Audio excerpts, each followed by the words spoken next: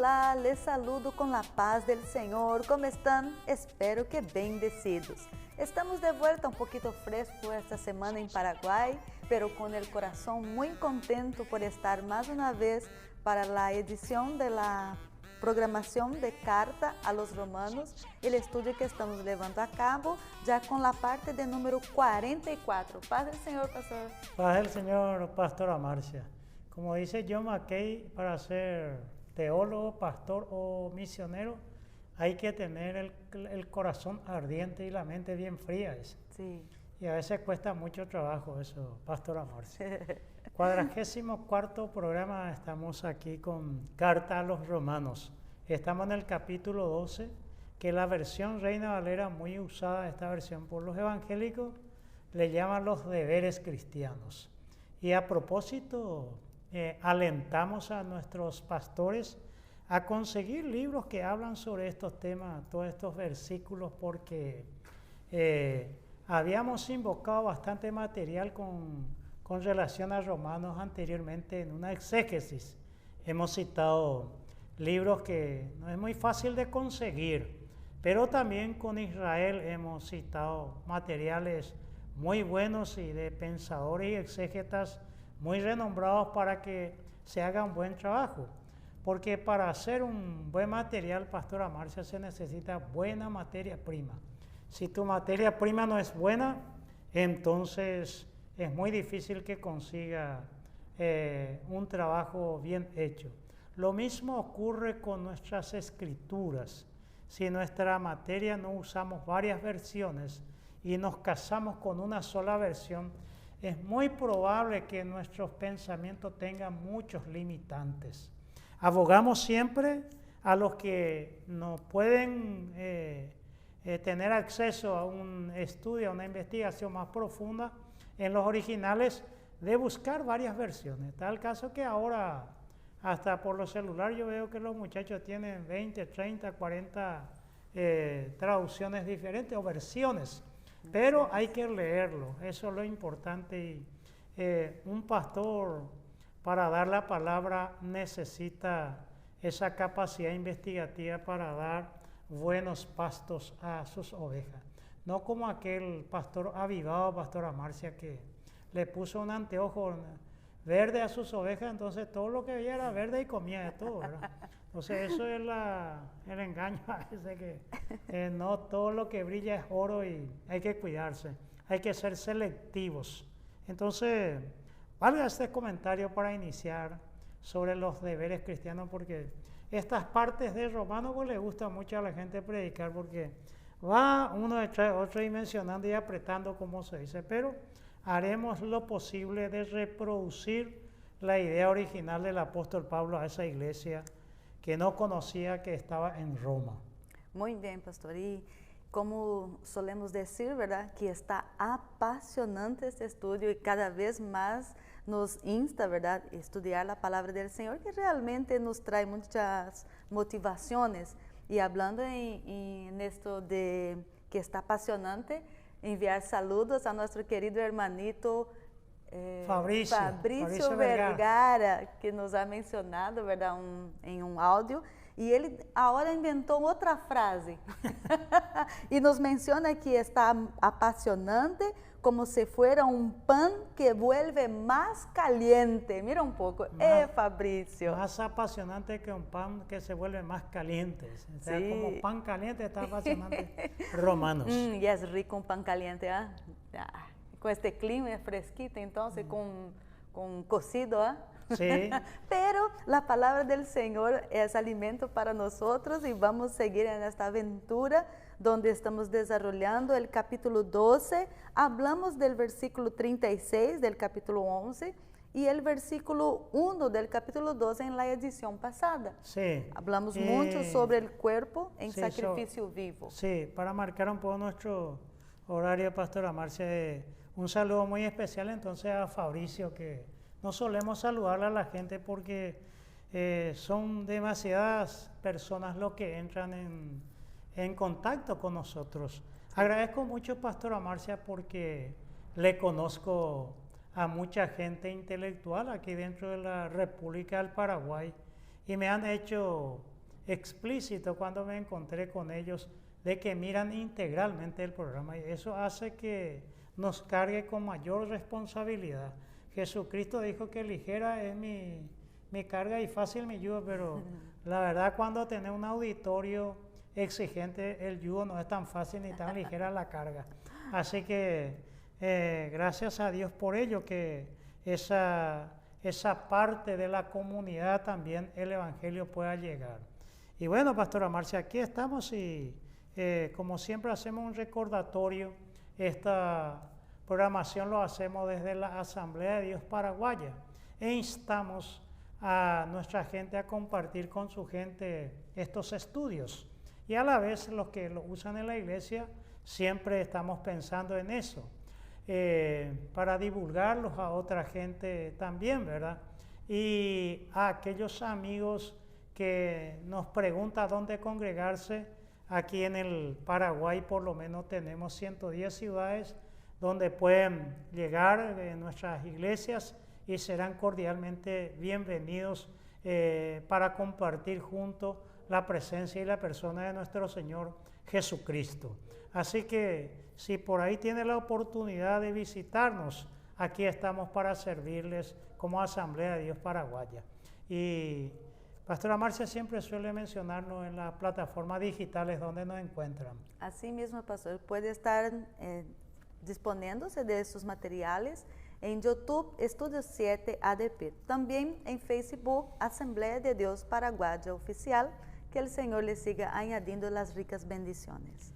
Muy bien. Y ahí vamos adelante entonces, sin más preámbulo, como dicen la gente, los constitucionalistas. El capítulo 12 de Carta a los Romanos, y vamos a dar lectura del versículo 2 para adelante, porque el 1 ya está en la edición pasada en la parte de número 43. Sí. Ahora vamos para la parte de número 44 y doy lectura en el versículo 2 del capítulo 12. No os conforméis a este siglo, sino transformaos por medio de la renovación de vuestro entendimiento, para que comprobéis cuál sea la buena voluntad de Dios, agradable y perfecta. Acá, pastor, ahora vamos a empezar con las preguntas. Sí. No os conforméis a este siglo. ¿Qué significa aquí y ahora? Transformación, renovación del entendimiento. ¿De qué manera es eso, pastor? Muy bien. Estamos entonces aquí habiendo superado la parte del capítulo 9, 10 y 11. Y en el versículo 1 estuvimos hablando del culto racional. No olvidar, Pastora Marcia, que Jesús dijo que cuando le preguntaron cuál era el mayor de los mandamientos, Él dijo amar al Señor, ¿verdad? Con todo, panta, tu corazón, la emoción. Ese no es ningún problema para las iglesias cristianas evangélicas y pentecostales, porque en el culto mucha gente llora, mucha gente hace expresiones de emociones, expresiones emotivas. Y hay algunos predicadores que aprovechan la sensibilidad emotiva de la gente y refuerza esa área. Pero Jesús dijo también con toda tu fuerza. Vivimos, ¿verdad?, con la generación de cristal, a la sociedad moderna, como le llaman hoy, pero esa sociedad moderna les cuesta mucho el esfuerzo. Si ellos supieran o vivieran o conocieran el esfuerzo que le costó a los que pasan la barrera de los 40, 50 años para llegar donde está, ellos no lo pueden concebir. Caminar, cargar, correr, caer, bueno, un montón de cosas. Y Jesús dijo, amar a Dios con todo tu corazón, con toda tu fuerza, con toda tu alma, lo espiritual. Pareciera que lo único importante a veces, esto es espiritual o esto es secular, dice la gente. O sea que esto es de Dios y este no es de Dios. La palabra secular en el sentido evangélico solamente significa lo no espiritual, ¿verdad? Sin embargo, el secularismo es mucho más que eso. Es toda una corriente filosófica. El secularismo es el lugar donde no actúa Dios. Por eso una mala exposición de la pregunta es cuando te dicen, ¿y vos en qué trabajás secularmente? Y hace que el trabajo no sea algo espiritual. Es decir, un buen profesional, un buen carpintero, no sé, un buen mecánico, lo que sea.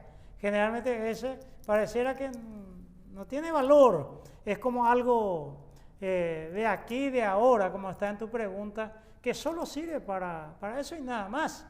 Sin embargo, con la excelencia y con el buen trabajo y darle el toque espiritual, por decirlo, ese trabajo también glorifica a Dios. Entonces, Jesús dijo con toda tu alma, la parte de la base de todo.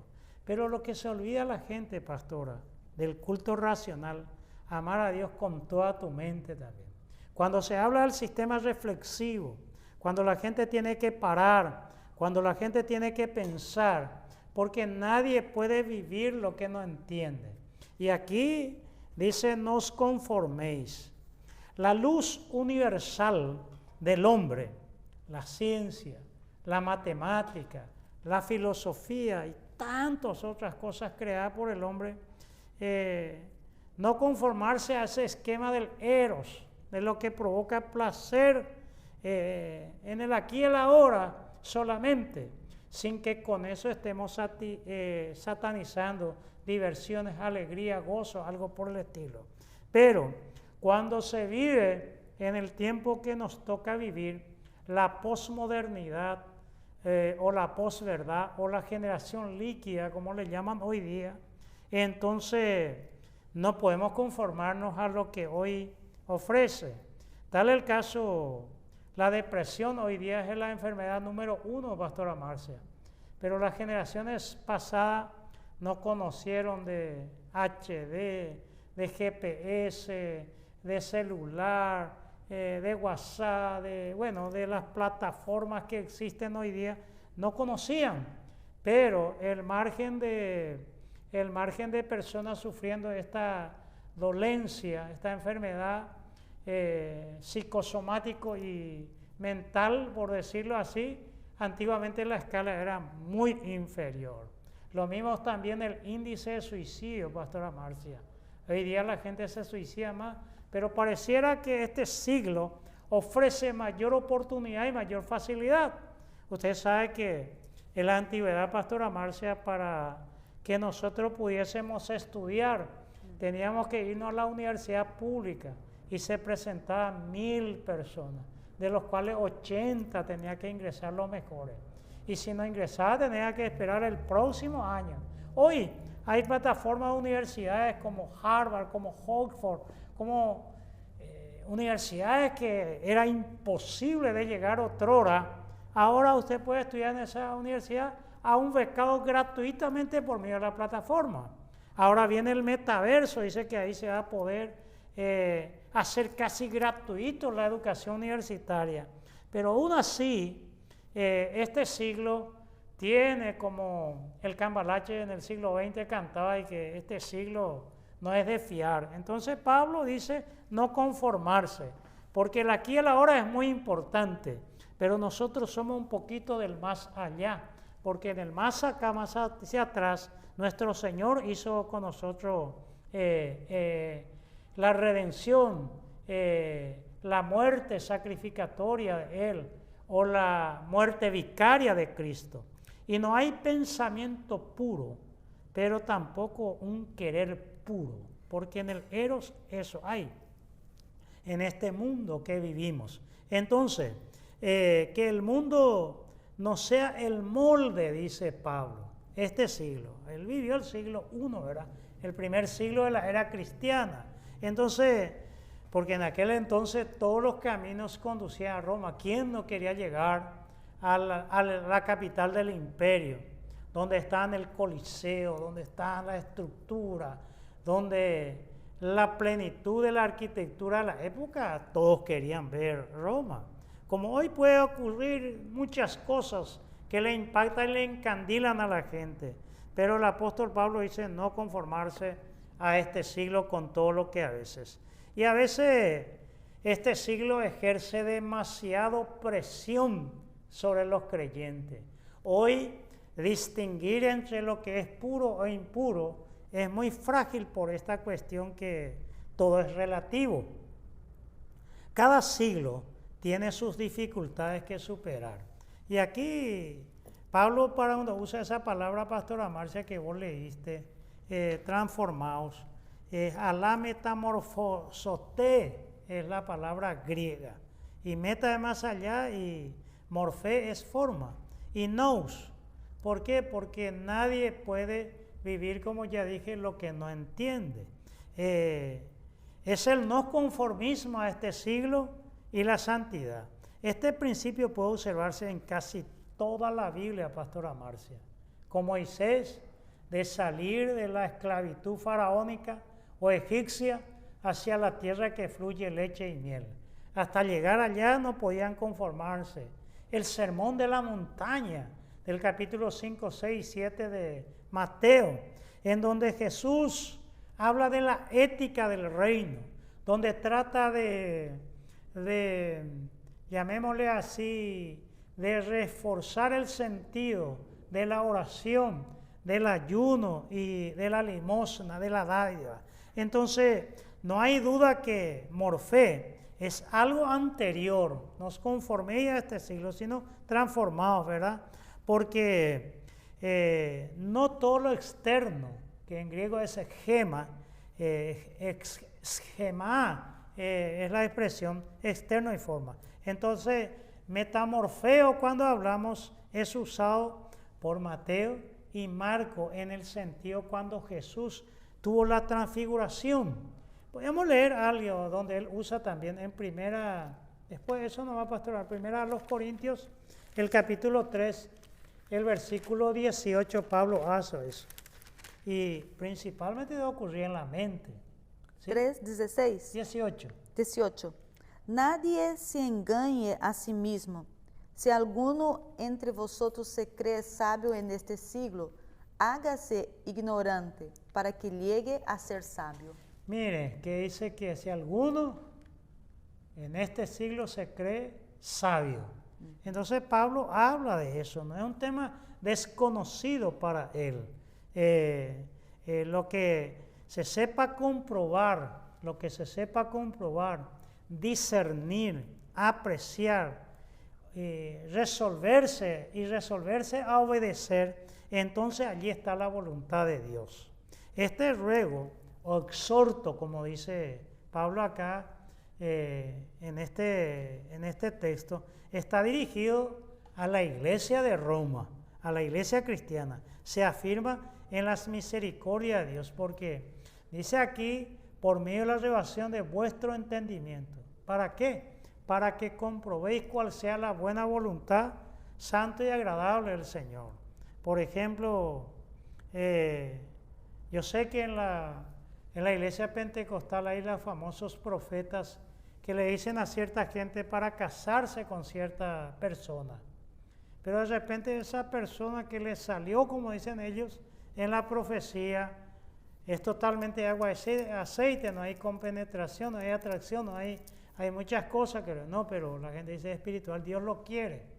Pero ahí es donde un cristiano debe sopesar, debe transformar y comprobar cuál sea la buena voluntad de Dios santo y agradable. Por ejemplo, nuestros jóvenes que van a la universidad, de repente se enamora de un inconverso, de un no cristiano, que tiene valores libertinos. No juzgamos la vida, sino el hecho en sí. Pero de repente quiere entablar un vínculo amoroso con esa persona. Ahí le tenemos que decir, para que comprobéis esa la voluntad de Dios. ¿Y cómo va a saber? Pues la Biblia es el que no le va a dar ningún sesgo de error o margen de error, porque tiene mucho más de acertar y de buscar a Dios. Entonces, en escoger una profesión, o alguien que te dice, yo quiero ser misionero, ¿y dónde? Y en tal parte, pero tiene vecinos que alrededor que nunca ni siquiera una invitación al culto, pero se quiere ir al Japón a predicar, o al África, o al Asia, o a la ventana 1040. Entonces hay cosas que no condicen. Pero el que tiene y sabe la voluntad santa y agradable del Señor y discierne y comprueba, ahí sí tiene como cristiano muchas cosas para hacerlo, Pastora Marcia.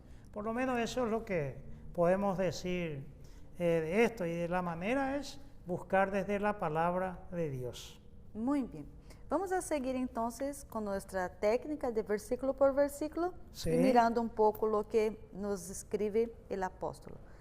Digo pues, el versículo 3, digo pues por la gracia que me es dada, a cada cual que está entre vosotros, que no tenga más alto concepto de sí que el que debe tener, sino que piense de sí con cordura, conforme a la medida de fe que Dios repartió a cada uno. Parece un cambio radical en lo que viene afirmando el apóstol Pablo. ¿Qué está diciendo aquí? Sí, parece un cambio radical lo que el tema que venía hablando, ¿verdad? Sí. Lo lleva parece que la iglesia va hacia el individuo, ¿verdad? Entonces, Pablo comenzó diciendo que Dios ama al hombre. Y también tenemos que decir que Dios quiere también que el hombre lo ame, que es lo que nunca hablamos, ¿verdad? Y parece que suena eso a una herejía. Solamente que nuestro Dios no es un Dios egoísta, no es un Dios que no pueda, no sé, transformarse para complacerte, porque tenemos la idea de que Dios está tal vez con el tridente en la mano y buscando a quien castigar, y que lo único que Dios quiere es que nosotros las 24 horas al día estemos diciendo santo, santo, santo, gloria a Dios, aleluya, bendito, digno es el Cordero de recibir la gloria, la honra, el honor, el imperio, la majestad. Parecía que solo eso busca Dios. Y la verdad que en la Biblia no se presenta así Dios. Dios acompaña en el peregrinar de su pueblo, en su desgracia, en su dolor. Dios ha caminado con nosotros, pero ese Dios quiere también sentirse amado. No un Dios egoísta, sino un Dios que ha superado totalmente. En Él no puede haber sentido de egoísmo, ninguno de estos vicios del espíritu, sino que es el puro amor. En cambio, el hombre en sí a veces busca complacerse, busca el aplauso de la gente, el reconocimiento, busca la fama, busca el poder, busca el placer. Pero Dios busca satisfacernos a nosotros. La prueba más grande es haber dado a su Hijo. Y el hombre está expuesto a eso. Por eso en el versículo 1 él dice, así que hermanos os ruego, os exhorto, ¿verdad? Os exhorto, por la gracia que le fue dada. Pablo exhorta en su categoría de apóstol. No olvidar el 5.2, por ejemplo, Pastora Marcia, de Romanos, que se puede leer. 5:2. Sí, capítulo 5, versículo 2. Por quien también tenemos entrada por la fe a esta gracia, Por la fe a esta gracia. en la cual estamos firmes. Estamos firmes en esa gracia, ¿sí? Y nos gloriamos en la esperanza gloriamos en la esperanza y después de la gloria de Dios. la gloria de Bueno, ahí Pablo nos recuerda que es un hecho paradójico de su apostolado, ¿verdad? La gracia de Dios. Podríamos decir que la totalidad de Romanos, Pastora Marcia, es una exhortación. Toda una exhortación, porque la exhortación traduce a la Reina Valera como un ruego. ¿Quién es capaz de notar con tanta frecuencia que se equivoca? Le cuesta mucho al hombre decir, yo estoy equivocado, yo he fallado, yo he errado, le cuesta. Y mucho más decir, me perdone. Pero cuando el hombre quiere encumbrarse en la iglesia, allí ya no escucha y no dice nada de Dios. Por eso que estamos hablando dentro del contexto de la iglesia. Porque usted sabe, Pastora Marcia, que si una denominación gira en torno a una persona, desaparece esa persona y desaparece esa organización. Por eso decimos cristocéntrico, pero a veces decimos cristocéntrico en el sentido del culto solamente, o de la prédica, pero tiene que ser de la organización y del organismo. Todo el sistema tiene que ser cristocéntrico. Y lo correcto es escuchar a Dios y decir lo que Dios dice. Banderas se levantan en este mundo y se crean ciertos emprendimientos, se edifican torres, pero corre el riesgo de ser figura del mundo. A veces, si yo como pastor buscara la fama, ¿en qué soy diferente a los artistas de Hollywood? Si yo buscara el reconocimiento y el aplauso, ¿en qué soy diferente de los deportistas del mundo? Dios me llamó para que mi nombre quede en la historia o para que yo sea exaltado y recordado y nunca olvidado, o fui llamado para exaltar el nombre de Dios, para que la gente se arrepientan de sus pecados y vengan a encontrar tiempos de refrigerio en la presencia del Señor. Debemos preguntarnos, porque aquí Pablo dice que no tenga más alto de sí del que debe tener, sino que piense sin con cordura. El famoso que dice, si yo no estoy ahí, nadie va a hacer nada. Si yo no estoy, ¿quién va a predicar? Si yo no estoy, bueno, si vos no estás, igual el Señor no va a estar. Esto está muy ligado con el versículo 2, Pastora Marcia. No os conforméis a este siglo, porque a veces imitamos a ese siglo. Y si nos transformamos por medio de la renovación de vuestro entendimiento, para que comprobéis cuál sea la buena voluntad, porque eso implica en mi personalidad también, el más alto concepto que yo debo tener, que el romano discriminaba al judío, y por la situación social vivida en ese momento. No olvidar el Romanos 11 que tenéis 20, el versículo 25, Pastora Marcia. Porque no quiero, hermanos, que ignoréis este misterio, para que no seáis arrogantes en cuanto a vosotros mismos. Arrogante en cuanto a vosotros mismos. Pero qué difícil con el arrogante. Después, ¿cómo dice? Que ha acontecido a Israel endurecimiento en parte, hasta que haya entrado la plenitud de los gentiles. Y sí, mucha gente, como dice en este mismo más adelante, mire el que piensa estar firme, que no caiga. Sí. Y la gente piensa que no va a caer nunca, no me va a pasar a mí, ¿verdad? Pero existe siempre la cordura que dice acá. Si no piense con cordura, dice. ¿Qué somos sin Dios, Pastora Marcia? Es una pregunta que se podría responder por largo momento. Y la respuesta más clara y concreta y pronta es nada. Por eso que la autoimagen se debe cuidar. Porque de la misma manera que algunos, como decía un profesor mío, que el buen cristiano su nariz debe ser como el avión que está a punto de despegar. Ni tan para arriba porque se va a dar una vuelta hacia atrás, ni tan para abajo porque se va a estrellar contra el cielo, contra la tierra, disculpe. Entonces, como dice la poesía, sí, se llama de Rudyard Kipling, que todos los hombres puedan contar contigo, pero ninguno demasiado. Que no abusen de tu bondad también. Que aquellos a quienes le pases la mano no tomen el codo y todo el brazo también. Que se aprovechen de esas circunstancias. Entonces la autoimagen es muy importante. Moisés dice, yo no sé hablar. Y si me preguntan tu nombre, ¿y qué le voy a demostrar? Yo soy luego tartamudo, no sé hablar. Entonces la autoimagen está muy por debajo. Y en el cristianismo uno supera. Jeremías diría, yo soy un niño, tú me sedujiste. Y bueno, Elías dice, no soy mejor que mis padres, solo yo he quedado. En fin, la evaluación de nosotros mismos es muy importante.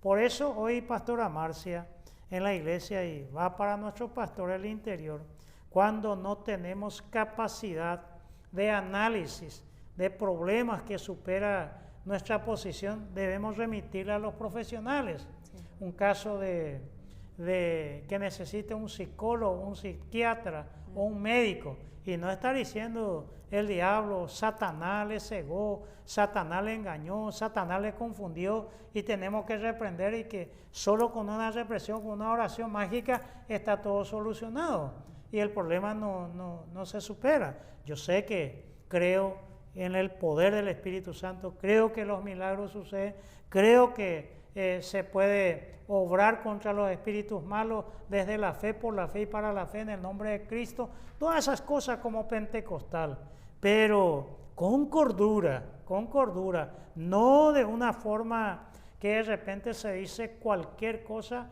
y lo peor es que los pseudos neopentecostales, que para mi gusto no lo son, generalmente lo meten en nuestra bolsa y nos identifican con ellos. La verdad que con ciertos primos, la verdad que no son hermanos, y debemos ser muy claros y concretos en eso. Y una mente renovada, Pastora Marcia, es una mente humilde, característica de los siervos de Dios, veraces, es que son humildes, como lo fue Cristo.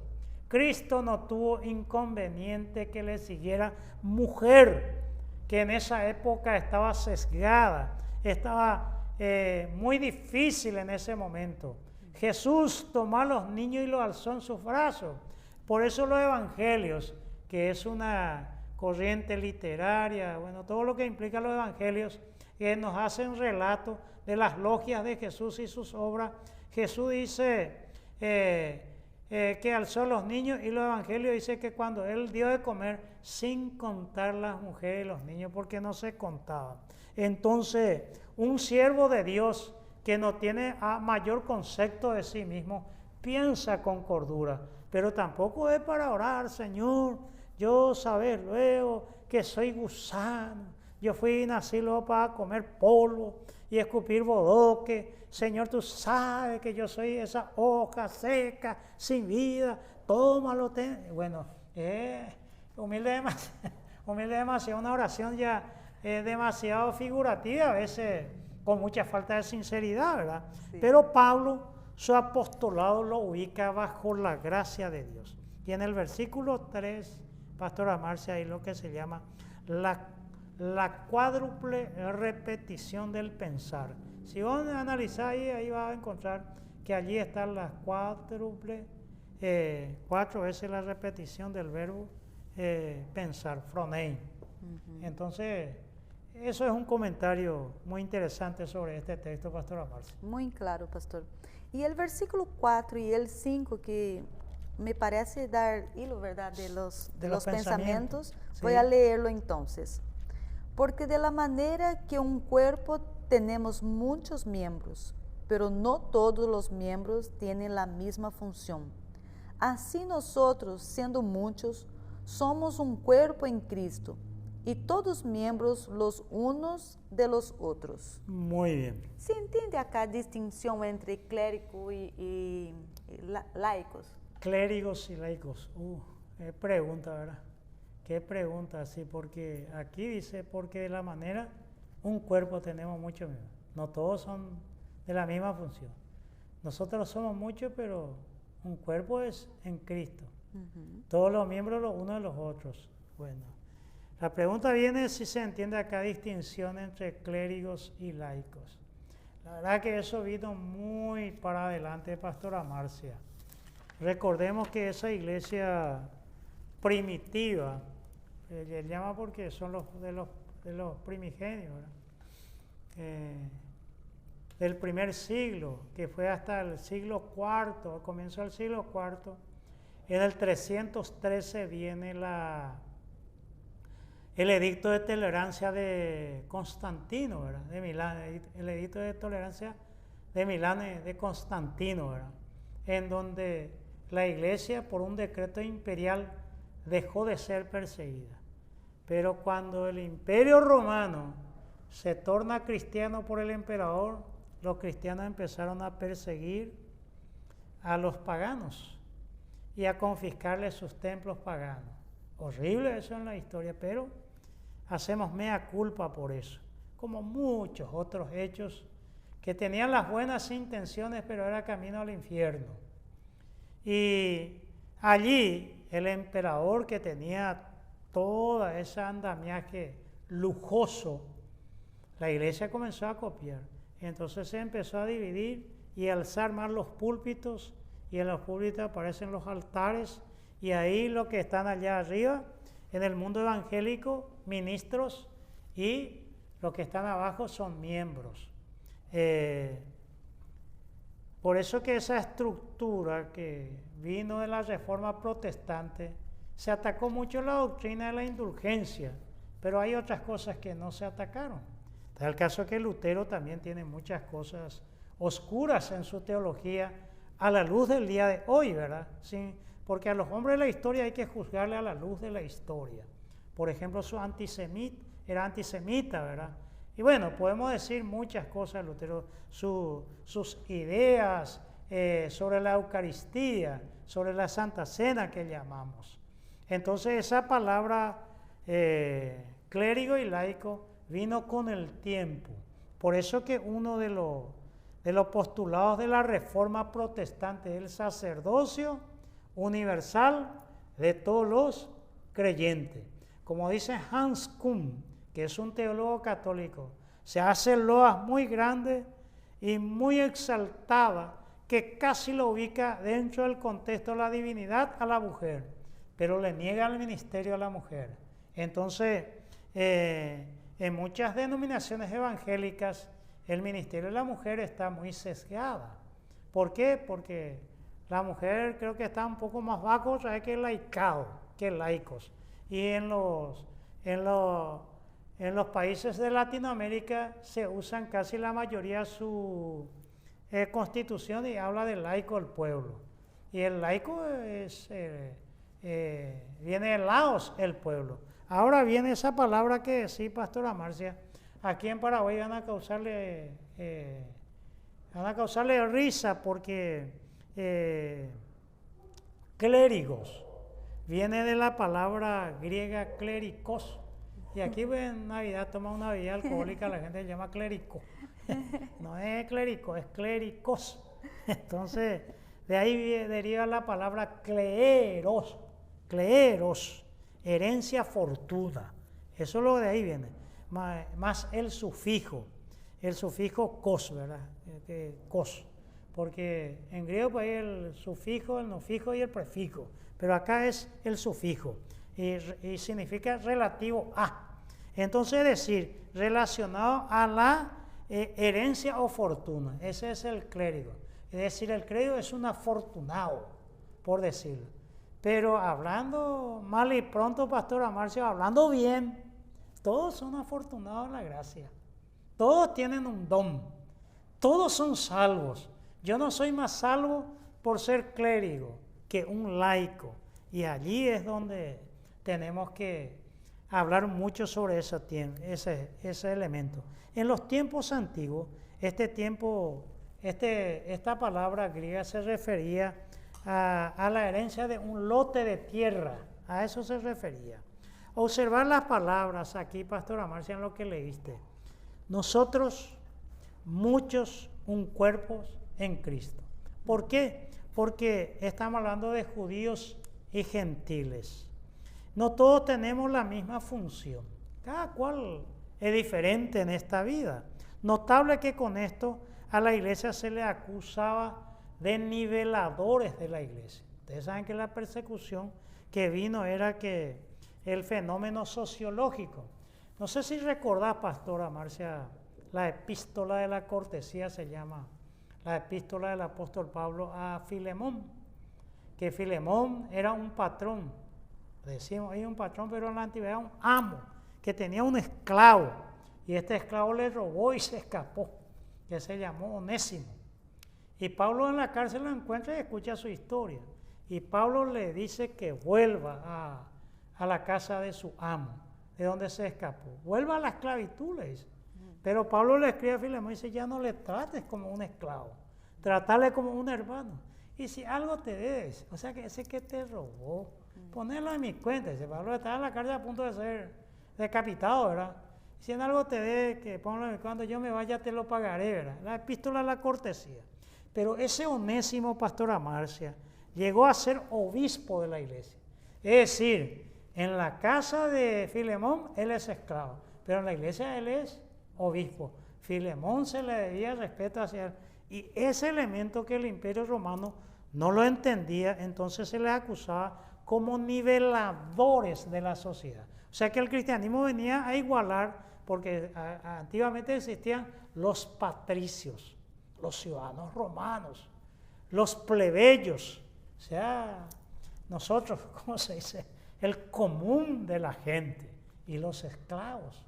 Entonces los plebeyos era una clase, una casta tremenda. Sin embargo, cuando te vas a la iglesia de Cristo, eso desapareció, se superó. Entonces, aquí no, ese fenómeno sociológico fue causa de persecución. Aquí no es un tanto el diálogo en el sentido organizacional de clérigos y laicos, porque eso, hay estructuras oprimentes, Pastora Marcia. Hay mucha gente que está predicando tradiciones en vez de la palabra de Dios. Y los evangélicos dicen la sola escritura. Nosotros solo predicamos la palabra, dice, no tenemos tradición. Pero eso es una palabra con muchas buenas intenciones, porque en cada denominación hay tradiciones tremendas. Y el problema es que cuando ponemos en una balanza y la tradición pesa más que la palabra de Dios.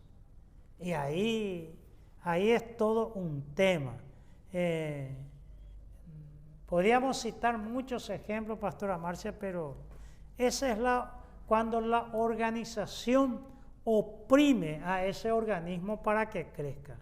Entonces, aquí la idea más bien del organismo. Esta ilustración del símil es tan ilustrativa, y no olvidar que en ese cuerpo no solo convergen judíos en ese cuerpo de Cristo, sino también gentiles, hombres, pero también mujeres, ancianos, pero también niños. Porque a los niños la iglesia dice que no son miembros, por la tradición. Él no es miembro. ¿Por qué? Porque él no se bautizó todavía. Habló la iglesia evangélica. Y el mismo Dios es la cabeza. La pregunta es, ¿Jesús es la cabeza de nuestro hijo que nace en la iglesia? Pero la organización no es miembro todavía, porque él no se bautizó, no ora, no ayuna, no diezma, no ofrenda. Pero no sé si le damos cuenta de la idea que Pablo. Desde allí amamos a Dios con todo el corazón, al prójimo como a nosotros mismos. El prójimo es todo hombre, Pastora Marcia, porque es igual a ti y a mí. Porque también él es el blanco del amor de Dios, y por sobre todas las cosas es hombre como vos ante Dios. Soren Kierkegaard lo tiene, dice, de modo absoluto. No olvidar que en el cuerpo de Cristo todos los miembros deben funcionar, porque el cuerpo de Cristo es perfecto, ¿verdad? Pero supongamos que yo este dedo lo tenga atrofiado, este dedito que tengo acá, y que de repente esté este dedo sin funcionar, y este sea Osvaldo Hugo Centurión. El cuerpo de Cristo no puede estar atrofiado. Pero cuando vos mirás organizacionalmente a la iglesia, hay mucha gente que está más que atrofiado.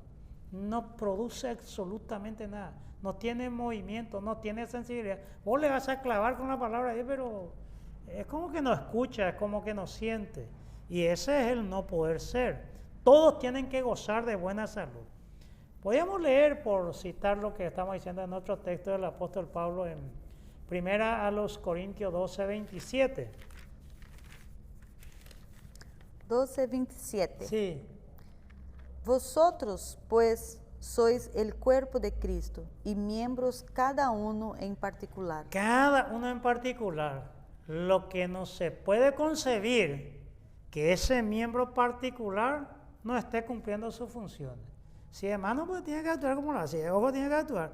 Pero de repente él está acá, que él es, y él es el secretario, pero jamás ni anota, él es el tesorero, no anota, él es el diácono, pero está más sentado que cualquier cosa de servir, por lo menos, no solo en el culto, porque a veces orientamos demasiado la función diaconal al culto, pero ni siquiera se va a caer todo el techo.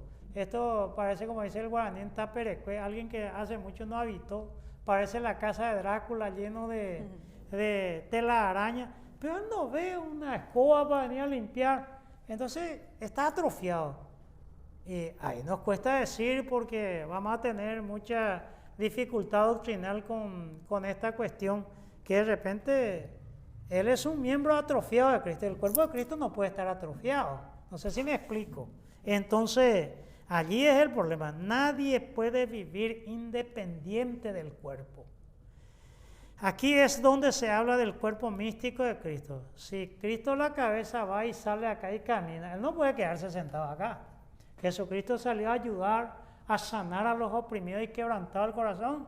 Pero él, miembro de la iglesia, pero está sentado, él dice, no, pastor, Dios no me llamó a mí, ese yo no voy a ir a repartir folletos ahí que yo tengo vergüenza y no quiero lo que me tiente eso inconverso porque yo cuando me bauticé mi brazo no entró luego en el agua, pastor, y soy capaz de darle si me dice una...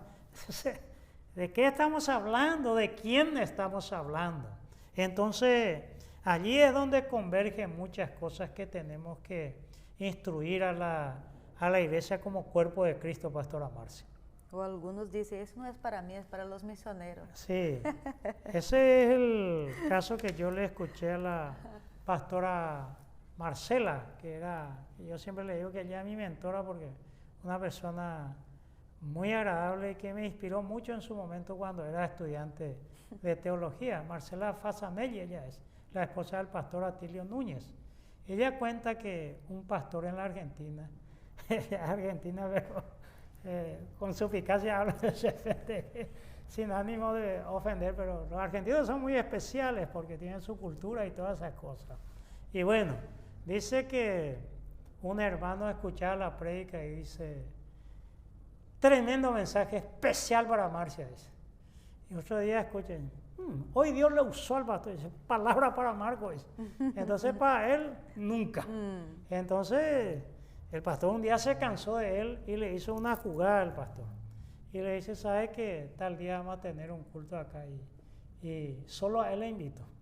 Y ese día vino él y no vino nadie. Entonces el pastor agarró, subió al púlpito y predicó, como si fuera el mensaje solo para él, ¿verdad? Y cuando terminó la cosa, dice, pastor, dice, mi Dios, dice, cómo Dios te usó hoy con la palabra. Dice. Y era todo para él, dice, pena que no vino nadie, pastor. O sea que ni aún ahí, ese no es para mí, ¿verdad? Entonces hay que cuidar eso, pastora Marcia. Muy interesante, pastor. Sí. ¿Damos lectura en más algunos versículos? Sí, tenemos un poquito de tiempo. ¿Cuánto tiempo tenemos? Nuestro técnico nos dijo, sí. hay algunos minutos más. Y vamos a leer entonces del versículo 6 al 8, sí. Porque también se eleva con el mismo pensamiento. De manera que, teniendo diferentes dones, según la gracia que nos es dada, si el de profecía, úsese conforme a la medida de la fe. O si de servicio, en servir. O el que enseña, en la enseñanza. El que exhorta, en la exhortación. El que reparte, con liberalidad. El que preside, con solicitud. El que hace misericordia, con alegría. Muy bien. La gracia de Dios provee distintos dones, ¿verdad? Eso es. ¿Y podrías dar una síntesis de cada una de estas que nosotros hablamos de estas síntesis? Sí, podemos dar una introducción porque la hora nos avanza un poquitito porque aquí hay tela para cortar, pastora Marcia. Profecía, medida de fe, servicio, enseñanza, son temas relevante. Primero, podemos decir, tal vez hacer una síntesis de 2 o 3 minutos para orar después, pastora Marcia, y dejar para el programa número 45 esto. Así es. Tenemos diferentes dones, ya dijimos, eso me preguntaste, pero no podemos esconderlos o negarlos. Pero hay gente que está muy escondido sus dones, que uno le pregunta, ¿cuál es tu don? ¿Cuál es tu virtud? Anteriormente en Paraguay, cuando te preguntaba tu nombre, te decían, ¿cuál es tu gracia? Y la gente chistosa decía, no tengo ninguna gracia. Entonces, Perdón. Entonces, pero es fácil para responderte esa cosa en Paraguay. Nadie es inservible en la iglesia de Cristo. Pero hay gente, como dice un amigo, por su fruto lo conoceréis, pero ni una flor se vislumbra en él. Todo es follaje. Y Karl Barth dice que hace una paráfrasis interesante de estos versículos. Esa distinción debe llevarnos a la virtud de la tolerancia. Porque hay veces, Pastora Marcia, estas virtudes parece que se contrapone para mucha gente. El que enseña con la profecía, por ejemplo, y no están en oposición. Algunos dicen, yo le leí a Jürgen Moltmann y a Javier Picasa, dice que una iglesia de teólogos sería intolerante, no podían convivir ellos porque se discutirían siempre. Y a veces se vuelve imposible la convivencia, y ahí es complicado. La iglesia de Corintios es el más puro ejemplo. Ahí sí parecía que no había maestro, había de todo, pero maestro no había. No es una lucha con el que quiere triunfar o el que quiere todo. Eso no es la iglesia. La iglesia no es aquí de competencia, de quién se sobresalta sobre los demás, quién ora más, quién predica más, quién gana más. No. Una cosa es la psicología y otra cosa es la ética, Pastora Marcia. Cuanto más sea honesta la psicología, más difiere de la ética. Eso lo dice Barth. Lo singular de la iglesia no es su fortaleza, sino su debilidad. Por eso Paul Tillich dice, la grandeza de la iglesia está en reconocer su pequeñez y no tener su razón, sino su sin razón. Porque descender de toda la altura en el que se encuentra con lo suyo, a fin de que solo Dios sea grande. Ese es el propósito. Y no olvidar que la gracia quiere decir que hay más placer en dar que recibir. Y quiero dejar hasta ahí, Pastora Marcia, cuando uno piensa en dar, siempre piensa en un objeto. Pero ¿por qué tiene que ser un objeto? Tu tiempo a veces es más importante que una ofrenda. A veces el amor es mucho más valioso que cualquier regalo de oro. Entonces, más bienaventurado es dar que recibir. La gente cuando escucha eso piensa en ofrenda y diezmos, pero es mucho más que eso. Y dejemos aquí para continuar con un poquito más de comentarios sobre esto, como me preguntaste, una síntesis de cada uno de ellos. Y vamos a hablar un poco del que sirve, del que enseña y del profeta. En el programa número 45 ya sería eso. Así si es. Por ahí no viene Cristo y nos quedamos, ¿qué, Pastora Marcia? Así que, ¿por qué no oramos, Pastora Marcia, en este día frío aquí, con el fuego del Espíritu Santo, por aquellas personas que quieran acercarse a nuestro Señor Jesucristo? Amén. Padre bendito, te damos gracias, Señor, más una vez por permitirnos desarrollar más una partícula de este mensaje tan precioso, Señor, que viene al encuentro de nuestros corazones. Sí, Señor, te damos gracias por muchas personas que están unidas en el mismo propósito de estudiar tu palabra y también ahora orar conmigo, Señor, en favor de sus necesidades y también, Señor, personas que al desarrollar estos estudios están, Señor, sintiendo el deseo de acercarse más a ti. Y tú eres un Dios tan amoroso, Dios, que mira el corazón, mira, Señor, las intenciones que hay, y hay posibilidad y oportunidad de siempre, Señor, acercar, tú primero dando, Señor, el primer paso y Él, Señor, decidiendo en su corazón. Por lo tanto, Dios, en este momento, tú lo conoces, tú has, Señor, formado estas vidas de una forma tan maravillosa. Y en este momento, Señor, te pedimos que tú puedas restaurar, transformar, dar oportunidades, Señor, de aquello que está propondo en sus corazones, Señor, para ti.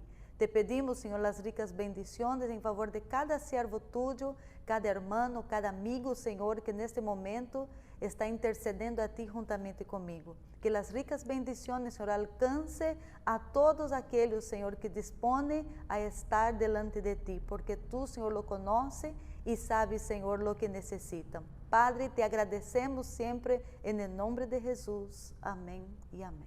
Amén.